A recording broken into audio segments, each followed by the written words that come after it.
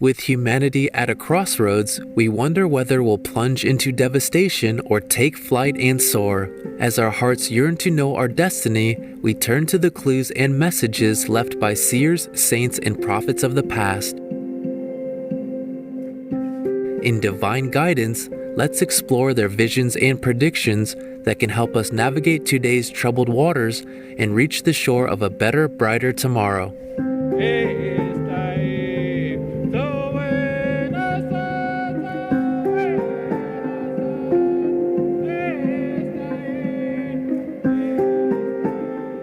More than 1,000 years ago, along the Atlantic Ocean on the northeast coast of today's Canada and United States, lived a collective group of First Nations people called the Anishinaabe. Though commonly translated as original man or the good humans, the word Anishinaabe can also mean spontaneous beings.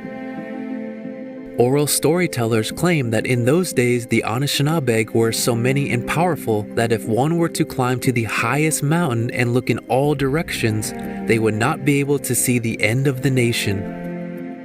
Living harmoniously in a close-knit and organized clan system, all citizens had assignments or duties to fulfill that contributed to the greater good of the nation. They were berry pickers, stone carvers, canoe makers, and more. Planters who raised food for Mother Earth had a poetic name, keepers of the Creator's garden. There was active communication among all groups of people. The Anishinaabe adhered to the 7 grandfather teachings, which are wisdom, love, respect, bravery, honesty, humility, and truth.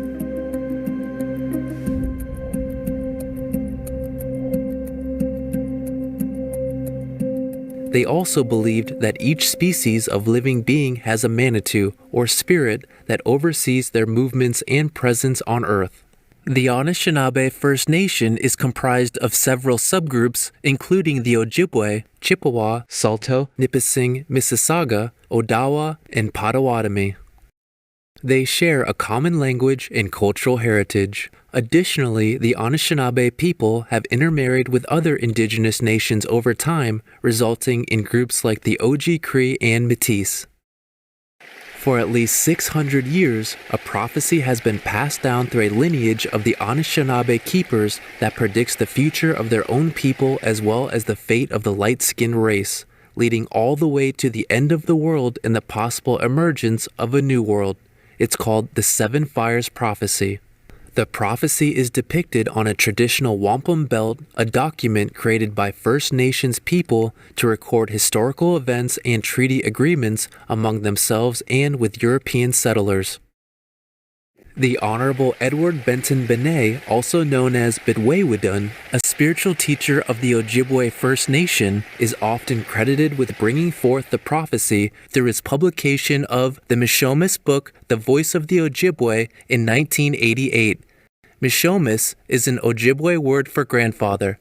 Since then, the message has been gaining increased interest because all of the 7 prophecies appear to have been fulfilled in one way or another. According to the Mishomis book, The Voice of the Ojibwe, the prophecy came in a time of peace and abundance, when one day 7 prophets appeared out of the Atlantic Ocean and visited the Anishinaabe, instructing them to prepare for a great calamity that would befall their land and people. Each prophet gave them a fire or a prophecy pertaining to an event that would happen at a particular time in the future. Thus, the messages of the 7 prophets are called the 7 Fires. The first 3 prophets told the Anishinaabe that they must migrate west, away from their home on the northeastern coast to a new land where food grows on water. If they did not, they would face destruction. The prophets told the people to follow their sacred migis, a shell used in spiritual ceremonies, and it would lead them to the chosen ground. Heeding their advice, around 900 AD, some of the Anishinaabe began moving west, an event known as the Great Migration. Along their journey, the sacred Migis shell guided them to 7 stopping places, which included present-day Montreal, Quebec, Niagara Falls, the Detroit River in Michigan, Manitoulin Island in Lake Huron, Sault Ste. Marie, Spirit Island in Duluth, Minnesota, and Madeline Island in Lake Superior. Once the Anishinaabe discovered minomen, or wild rice, an edible grain that grows out of the Great Lakes and surrounding freshwater sources, they knew instinctively that they had found the food that grows on water as foretold by the prophecy.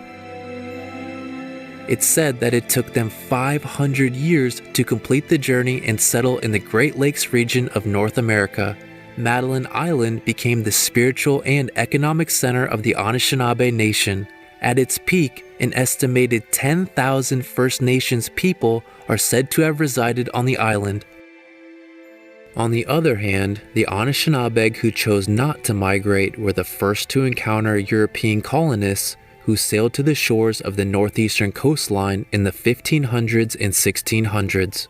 In less than 200 years, the indigenous population in the area suffered great traumas, and their numbers fell from approximately 30,000 to around 300 due to diseases, violence, and conflicts. Sadly, their fate also fulfilled the prophecy.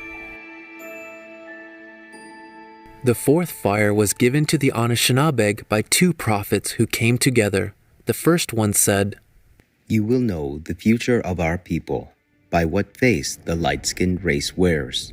If they come wearing the face of Nikonisiwin, brotherhood, then there will come a time of wonderful change for generations to come. They will bring new knowledge and articles that can be joined with the knowledge of this country. In this way, two nations will join to make a mighty nation. This new nation will be joined by two more, so that the four will form the mightiest nation of all. You will know the face of brotherhood if the light-skinned race comes carrying no weapons, if they come bearing only their knowledge and a handshake." It's commonly understood that the four races referred to the red, Indian, white, European, black, African, and yellow, Asian. The other prophet said, "Beware if the light-skinned race comes wearing the face of Nibuin, death. You must be careful because the face of brotherhood and the face of death look very much alike. If they come carrying a weapon, beware. If they come in suffering, they could fool you. Their hearts may be filled with the greed of the riches of this land. Do not accept them in total trust. You shall know if the face they wear is one of death, if the rivers run with poison." History shows that both of these prophecies have materialized to a greater or lesser degree. The light-skinned race did come, some wearing the face of brotherhood and others wearing the face of death. In the Great Lakes region during the early 1600s, French explorers such as Samuel de Champlain made contact with the Anishinaabe. They sought only trade and brought many gifts, including metal knives, axes, kettles and pots, woven cloth, coats, and colored glass beads. These people came in brotherhood and were welcomed by the First Nations people. The Anishinaabe incorporated the French into their society through peace rituals and marriage, which birthed part of the Métis indigenous community. However, the Anishinaabe on the northeast coast met new settlers wearing a completely different face. As the prophecy foretold, their rivers did run with poison, with what experts now believe to be leptospirosis, a zoonotic disease that arrived with the ships. The poison claimed countless indigenous lives. Many First Nations peoples' villages were destroyed, along with the garden paradise the Anishinaabe had tended for thousands of years. Thus, both sides of the fourth prophecy were fulfilled. The fifth prophet said, "In the time of the fifth fire, there will come a time of great struggle that will grip the lives of all native people. At the waning of this fire, there will come among the people one who holds a promise of great joy and salvation.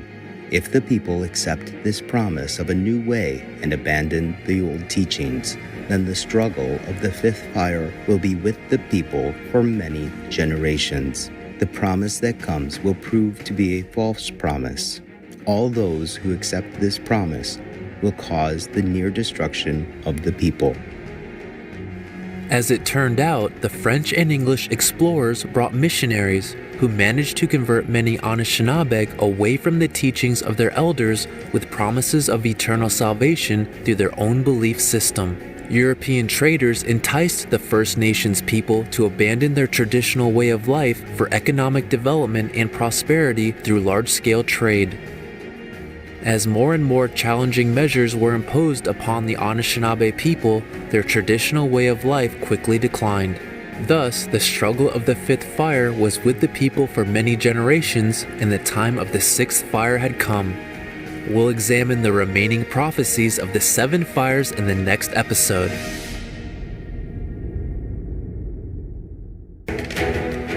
There's every reason to believe that veganism is the future of farming. It is kinder, healthier, more efficient, less wasteful, and more climate friendly. Gustav Soderfeldt, vegan.